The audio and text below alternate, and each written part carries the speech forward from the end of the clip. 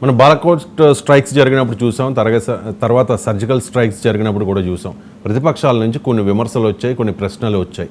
కానీ ఇప్పుడు ప్రతిపక్షాలన్నీ కూడా సపోర్ట్ చేస్తూ ఉన్నాయి ఈ పెహల్గాం దాడి తర్వాత ఆపరేషన్ సింధూర్కు. కానీ పాలిటిక్స్ స్టార్ట్ అయిపోయినాయి. ఎప్పుడైతే కాల్పుల విరమణకు మోదీ ఓకే చెప్పారో ఒక ఆల్ పార్టీ మీటింగ్ జరగాలని కాంగ్రెస్ డిమాండ్ చేస్తోంది. అలాగే ప్రత్యేక పార్లమెంట్ సమావేశం జరగాలని కూడా డిమాండ్ చేస్తోంది. మళ్ళీ రాజకీయాలు స్టార్ట్ అయిపోయాయి. ప్రతిపక్షాలు చేస్తున్న ఈ డిమాండ్ ప్రస్తుత పరిస్థితుల్లో కరెక్టా కాదా? చాలా సంక్లిష్టమైన ప్రశ్న అండి. నేను ఒకటే చెప్తున్నా, భారతదేశాన్ని పరిపాలించేది వ్యక్తులు కాదు, భారత రాజ్యాంగం. ఆ భారత రాజ్యాంగం అంటే సజీవ రాజ్యాంగం, దానికి ఒక ఆత్మ ఉంటుంది. కానీ అటు పాకిస్తాన్ని పరిపాలించేది రాజ్యాంగం కాదు, వ్యక్తులు పరిపాలించేది ఎప్పుడూ కూడా కూలిపోతుంది ఆ వ్యవస్థ. మనకి వ్యవస్థకు ఒక సూత్రాలు ఉంటాయి, దాన్ని పరిపాలించేదే భారత రాజ్యాంగం. ఇప్పుడు ప్రతిపక్షాలు డిమాండ్ చేస్తున్నాయి, అంటే వాటి పాత్ర వాటి పోషించాలి. ప్రజాస్వామ్యంలో there is a competitive politics ఉంటాయండి. ప్రజాస్వామ్యంలో ప్రతిపక్ష పాత్ర పోషించవలసిందే. ఓకే, శ్రీకృష్ణుడు భగవద్గీతలో చెప్పినట్టు ఎవరి పాత్ర వాళ్ళు పోషించాలి. ఇది ప్రజాస్వామ్య వ్యవస్థ.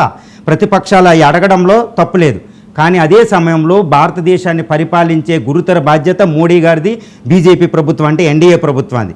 ఇండియా గ్రూపు కాంగ్రెస్ నేతృత్వంలో అడుగుతుంది. అది భారత ప్రజాస్వామ్యానికి అనుకూలంగా, భారత రాజ్యాంగ సూత్రాలకు అనుకూలంగా ఈ గురుతర బాధ్యత మోడీ గారికి ఉంటుంది. నేషన్కి, మొత్తం ప్రజాస్వామ్య వ్యవస్థకి, ప్రజాస్వామ్యంలోని అన్ని పక్షాలకి, ప్రజలకి ఆయన బాధ్యత వహించాలి, ఆయన చెప్పాలి. ఇప్పుడు వీళ్ళు ఏమడుగుతున్నారు, కాంగ్రెస్ అడిగేది ఏంటంటే 1994 మీరు ప్రత్యేక పార్లమెంటు సమావేశం పెట్టండి, ఈ భారత పాక్ యుద్ధం మీద చర్చించాలి అంటుంది. ఎస్ అండి, రాజ్యాంగపరంగా ప్రభుత్వాన్ని డిమాండ్ చేసే అధికారం ప్రతిపక్షానికి ఉంటుంది.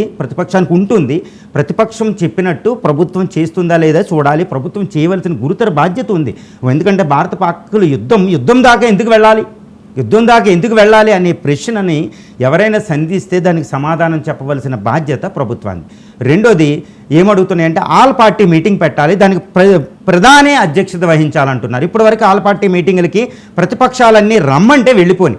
ఎందుకంటే భారత విదేశాంగ విధానానికి సంబంధించి ఏదైనా యుద్ధ వాతావరణం వచ్చినప్పుడు ఒక సాంప్రదాయం ఉంది 75 సంవత్సరాలుగా. అదేంటి, ప్రతిపక్షాలు ప్రభుత్వం సహకరించుకోవాలి, ఎట్టి పరిస్థితుల్లో సహకరించాలి. మీకు ఒక ఉదాహరణ చెప్తాను. 1971 యుద్ధం జరిగేటప్పుడు వాజ్పేయి గారు ఉంటే, జనతా పార్టీ ఉంటే, ఇందిరాగాంధీ పిలిస్తే వాజ్పేయి గారు వెళతారు. ఇందిరాగాంధీ ఇదే వాజ్పేయిని ఐక్యరాజ్య సమితికి పంపుతుందండి.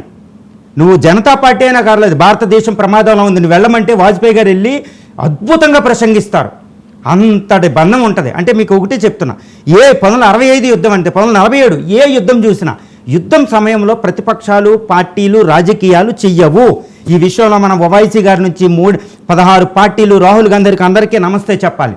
అద్భుతంగా సహకరించినాయి. ప్రభుత్వం మోడీ గారి మీద ఏ నిర్ణయం తీసుకున్నా, రాహుల్ గాంధీ గారు జేబులో చేతులు పెట్టుకున్న టీషర్ట్ వేసుకుని ఎక్కడ పడితే అక్కడికి వెళ్ళారు. కానీ all party meeting defence minister అధ్యక్షత జరిగినాయి, కానీ వాళ్ళు అబ్జెక్ట్ చేయలేదు, వెళ్ళారు వచ్చారు. కానీ ఇప్పుడు ప్రైమ్ మినిస్టర్ అధ్యక్షతను జరగాలంటున్నారు. తప్పేం లేదు. Prime minister all party meeting అంటే అన్ని పార్టీలకి ఒక పార్టీ అధినేతగా ఆయన వెళ్ళాలి, అది కూడా అడుగుతున్నారు. అక్కడ గురుతర బాధ్యత.